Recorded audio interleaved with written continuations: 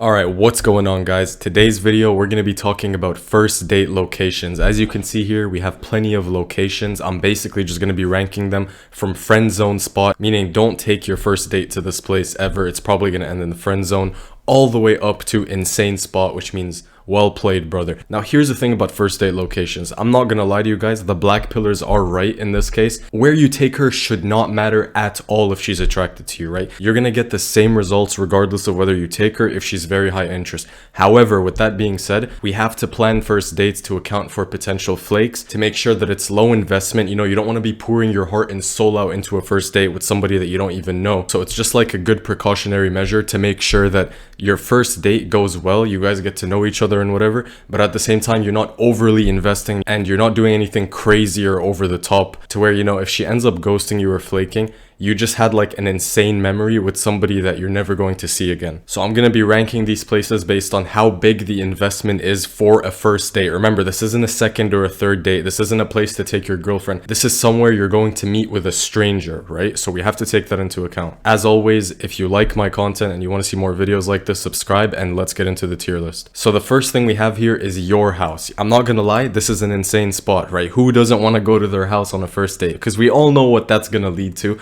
We all know the implications of her going to your house on a first date, and her being willing to go to your house without knowing you at all. It's a pretty big deal. It means that she's very, very interested and you don't have to do anything. You don't really have to invest. However, with that being said, just remember the fact that, because a lot of guys have big ass egos, right? They think that if she went to his house, that means that, oh, she was willing to come to my house, that means she really likes me specifically.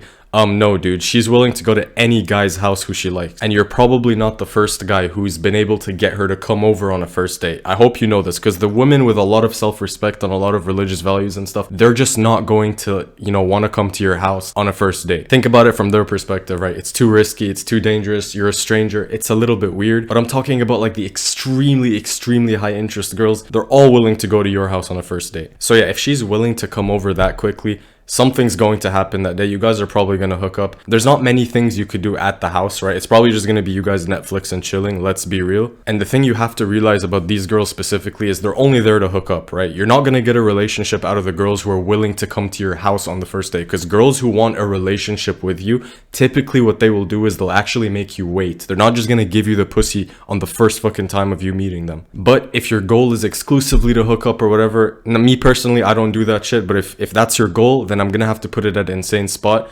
If it's not your goal, then it's probably lower. Next up, we have her house.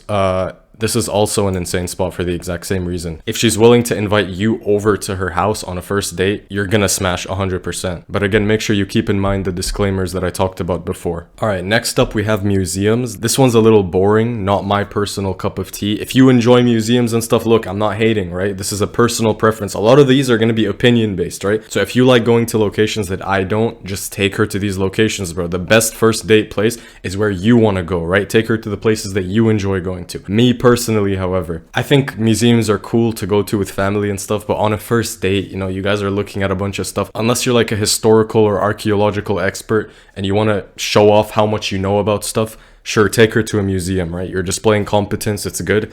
Other than that, you guys are kind of standing around. You could obviously make conversation and stuff.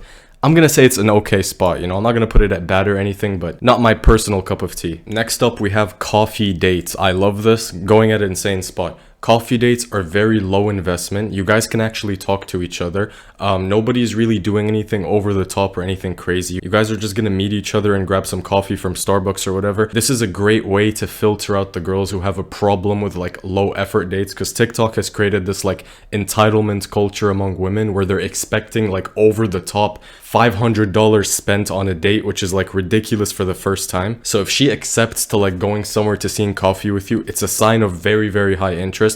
And the date itself can be pretty enjoyable, you know, it's calm, it's chill, the vibe is really casual, so like you can talk to her freely. It's just an overall nice spot. I'm gonna put it at insane spot. Okay, now we have Cheesecake Factory, and the reason I included Cheesecake Factory specifically on this list is because, again, there's like this weird TikTok thing about how if you take a girl to Cheesecake Factory on the first date, you're cheap and you're broke and you don't deserve to go on a date with anybody. So if you're a very smart guy and you have suspicions that your girl is spending a little bit too much time on TikTok, take her to Cheesecake Factory, right? If she fucking blows up and explodes, congratulations, you just performed a controlled detonation. So just for that reason alone, because there's this weird reputation among Cheesecake Factory and how apparently it's too cheap, even though the food there is pretty good and it's not even that cheap, you're not taking her to fucking McDonald's, right? So I'll put it at great spot. Next, we have trampoline park. You see, the only problem I have with this is, you know, if you're jumping around on trampolines, flailing your arms around, she could probably get icked out by that. If you guys saw my last video, jumping on a trampoline was one of the icks, right? So if you want to play it safe,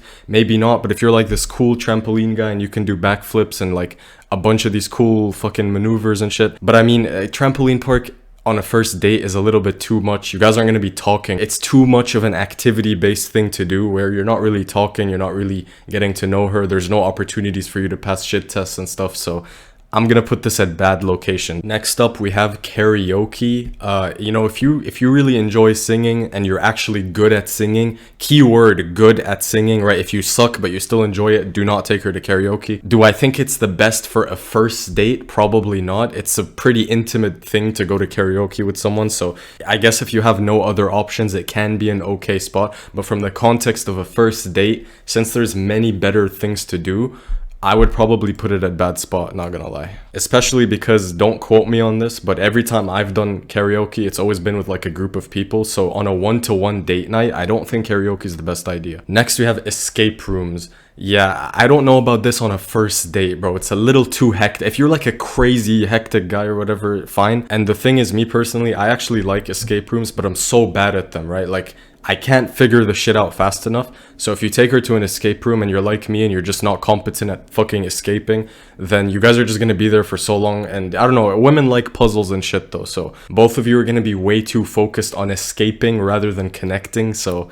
you know, I'm gonna have to put this at friend zone spot. I don't know about this one. Maybe if it's like a third or fourth date, escape room could be fun. But, you know, on a very first date, you don't know this person, you're already getting trapped in a room with them.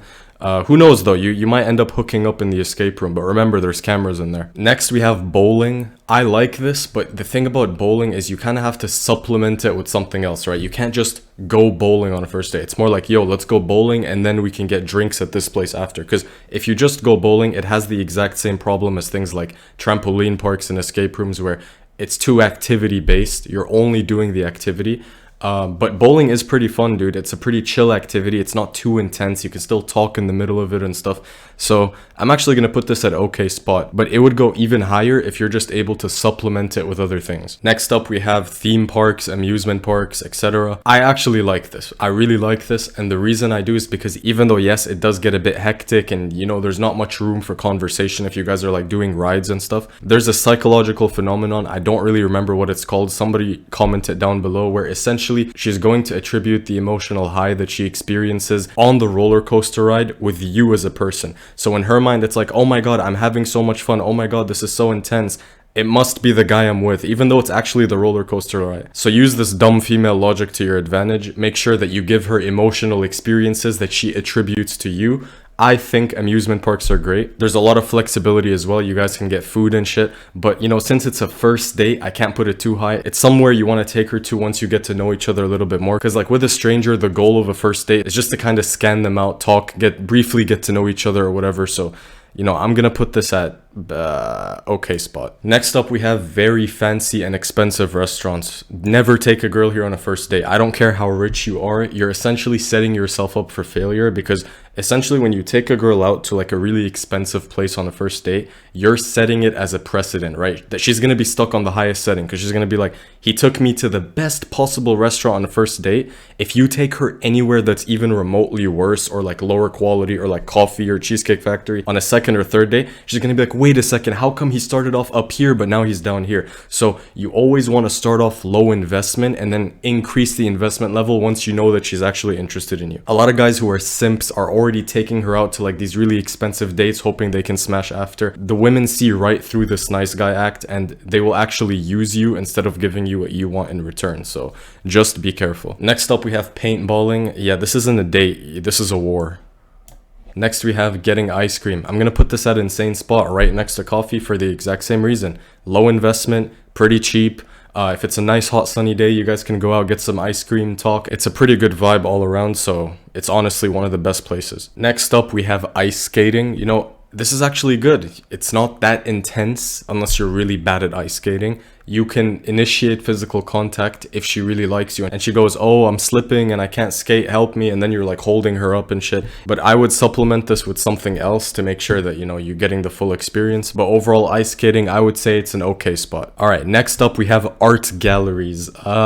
Same problem as museums, really. I'm not a fan of art galleries. Actually, I would put museums above art galleries. Come on, dude, if you're a dude, why would you just want to stand there looking at paintings all day? Unless you're an artist and you have the appreciation for that stuff. Most of us guys, we find art galleries boring. You're just inclined to take a girl there because she wants to go to an art gallery. But do you really want to stand around looking at paintings all day? You know, to each their own. I'm not hating, but it's not my cup of tea. Next up, we have arcades. You know, there's something to be said about this for sure. Lots of fun little activities you could do. A great spot to vibe and connect and have fun. I see so many couples going to like arcades. I don't know if it's a good place for a first date specifically. I would hold off on it. But if you still want to take her here on a first date, I don't see anything wrong with it. I think it's cool. I think you guys are going to have a blast. So I'll probably put this at a great spot. Next up, we have hiking. Yeah, I don't like this at all for a first date. Because imagine you match with a girl on Tinder. You're like, oh, she's bad. Let me just take her hiking. And then you see her in the fucking hiking trail and she catfished you and she's actually a 4. You thought she was going to be a 7. She turned out to be a 4. And now you have to hike for 5 hours with a 4. Next up, we have swimming. Listen, dude, if you got a private pool and you say, hey, you want to come for a swim? And she says yes, 99% chance she's very, very high interest in you. Because you're both going to be in a body of water. She's going to be wearing her little, you know, whatever. You have a lot of options to maneuver here. I'm just saying, if your goal is to, you know, hit and quit, I'm not promoting that behavior. I'm saying to each their own. But if you want things to happen, take her for a swim, dude. I think it's a great first date. I would put it at a great spot. Next up, we have roller skating. Same thing as ice skating. Next, we have the mall. Mall is great because there's a lot of options. Like you could walk around, you could go shopping, you could do any of the other activities here. So mall actually is pretty good.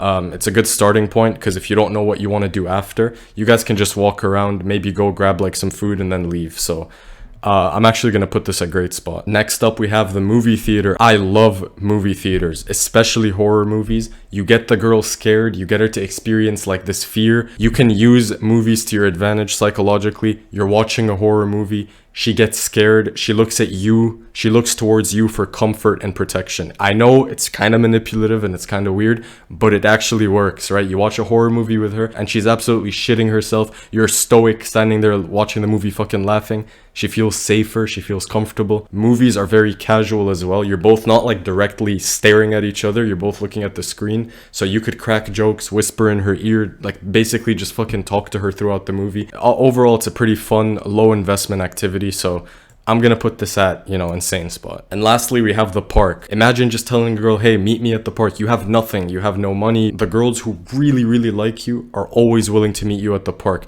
There's no food. There's no activity. It's the lowest effort date in the fucking world, right? There's nothing else except grass and trees. So you guys can have a very wholesome conversation. It's just a great one-on-one vibe to actually connect with someone. I love the park, so I'm gonna put this at great spot.